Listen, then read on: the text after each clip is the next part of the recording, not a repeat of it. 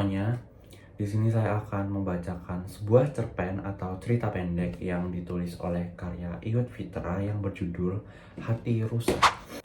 Sedari siang, bahkan sudah hampir pula petang, Karun mondar-mandir saja berada di rumah.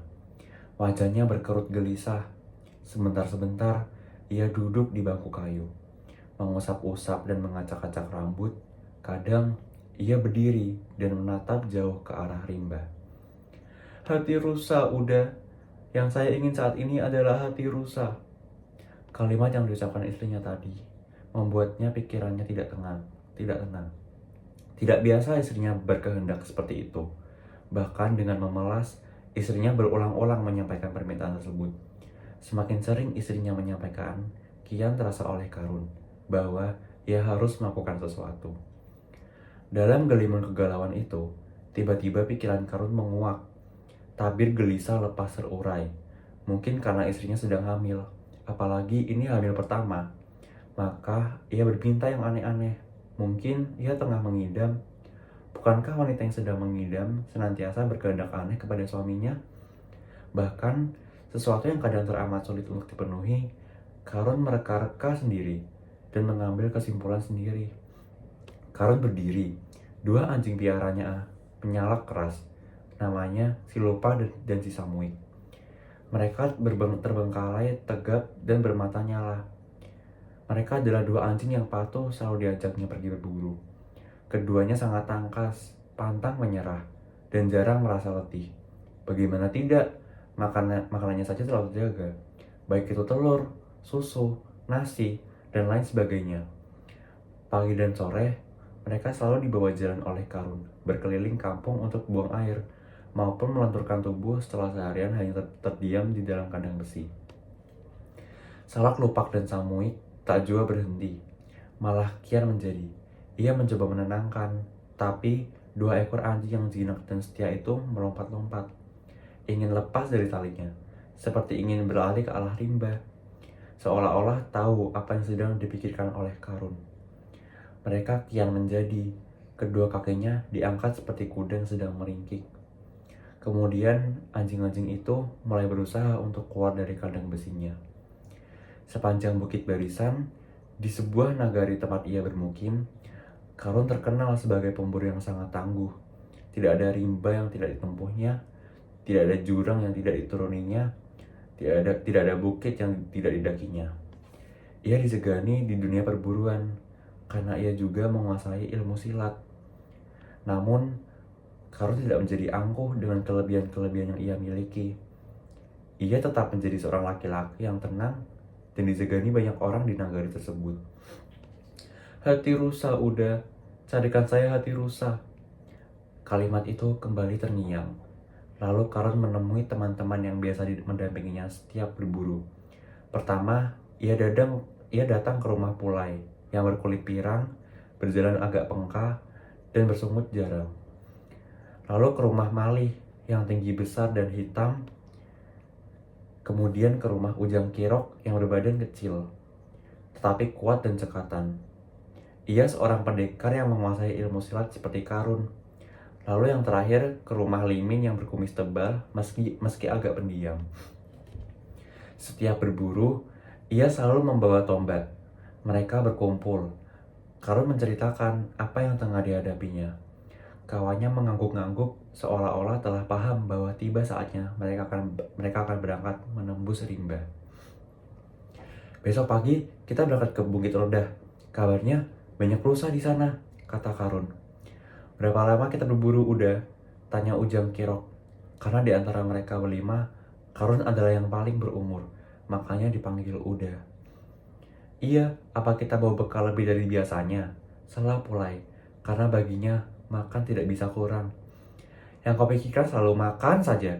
Siapkan saja anjing dan senjata masing-masing. Soal bekal tidaklah perlu dibincangkan. Riba adalah dunia kita, kata Limin menimpali pertanyaan Pulai. Limin benar, yang jelas kita berangkat besok pagi sebelum matahari terbit. Kita bergumul di Lokwak Indah Balurah. Jangan sampai ada yang terlambat, ucap Karun menangkas pembicaraan. Selesai sholat subuh, sebelum muncul matahari dari kawasan Lokwak Indah Balurah, Mereka mulai bergerak menuju Bukit Ronda. Lupak dan Samuel terlihat bergairah sekali. Napasnya memburu, lidahnya terjulur. Begitu juga Kapilo. Bolang, Kalabu Asok, Punco, anjing-anjing milik teman Karung seolah-olah ingin cepat sampai dan segera merebahkan binatang buruan. Merebahkan rusa yang diinginkan oleh Karun. Dari Lokwak Indah ke Balurah, mereka menyisir sampai ke kaki Bukit Ronda, hingga sampai ke pinggangnya. Mulai dari jalan setapak hingga ribut belantara. Mereka belum juga berhasil menemukan rusa yang dicari. Anjing-anjing mereka juga selalu tidak mengidu bau apa-apa sampai petang, sampai senja. Sudah hampir malam udah, tapi rusa yang dicari belum tampak juga puncak hidungnya. Kata Pulai sedikit mengeluh. Teman-temannya sudah tahu betul jika Pulai sudah mengeluh, berarti perutnya sudah mulai menggerok-menggerok atau keroncongan, yang artinya meminta makan.